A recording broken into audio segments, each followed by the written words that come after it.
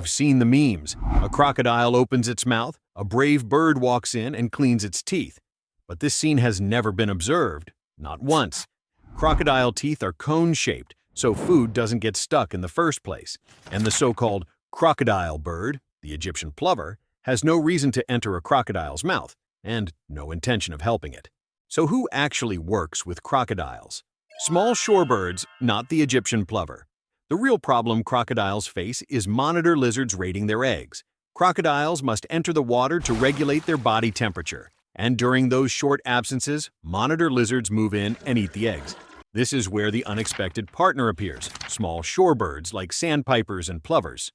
These birds also suffer from monitor lizard predation. Their nests sit exposed on sand and are incredibly easy targets, but they are too small to drive the lizard away. So, without planning, the two species form a warning-based alliance. When the birds spot a monitor lizard first, they let out a sharp alarm call. The crocodile hears it and rushes back to chase the lizard off. Because of this, both crocodile eggs and shorebird eggs are protected. What crocodiles needed was never a bird dentist. They needed an early warning sensor. Oxpeckers are often portrayed as gentle helpers, sitting on rhinos and buffaloes like loyal little groomers removing ticks all day. But reality is a bit different. They do eat ticks, but what they really want is blood.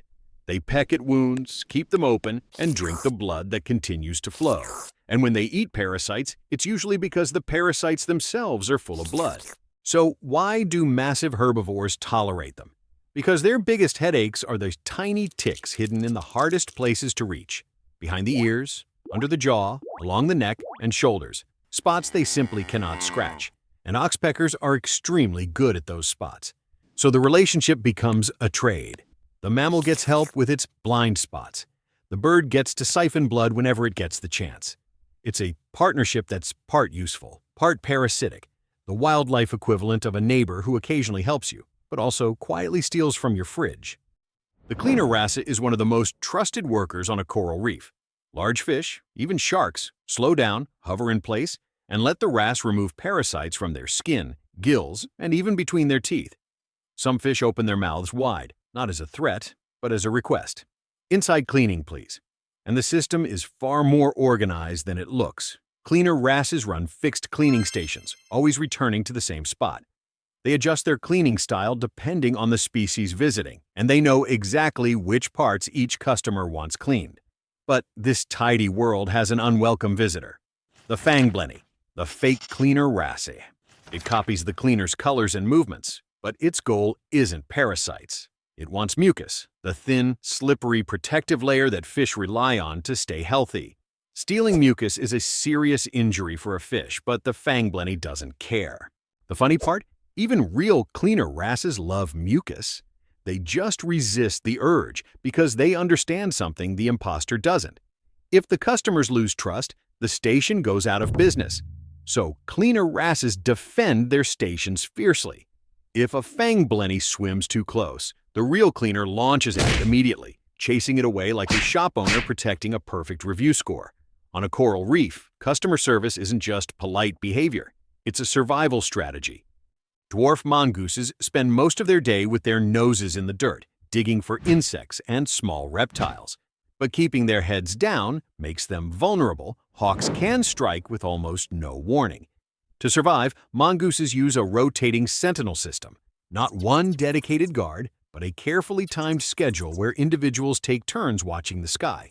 When one gets tired or hungry, another replaces it. The problem?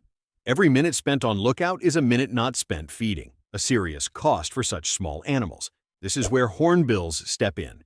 Perched high in the trees, hornbills have a far better view of the sky. They detect raptors long before mongooses do and call out loud alarm signals. The mongooses drop low or dive into cover before danger gets close. With hornbills around, mongooses spend less time guarding and more time flipping over soil for food. And the partnership works both ways. When mongooses dig, insects and lizards erupt from the ground. Hornbills swoop down and snatch them midair. One species flushes, the other finishes. Their coordination goes even deeper. At sunrise, hornbills often wait near the mongoose den until the mongooses wake up. Mongooses delay foraging if familiar hornbills haven't arrived, treating their absence as a sign of danger. And hornbills, despite being large enough to prey on young mongooses, almost never attack the pups they travel with. It's an alliance built on precision, timing, and a surprising amount of trust. Two species covering each other's blind spots to stay one step ahead of predators. Symbiosis isn't friendship. It may look like cooperation, but at its core, it's a system where each side uses the other to survive. If there's an animal or behavior you're curious about, let us know in the comments. Your ideas help shape future episodes, and we'll dive into the most interesting ones next.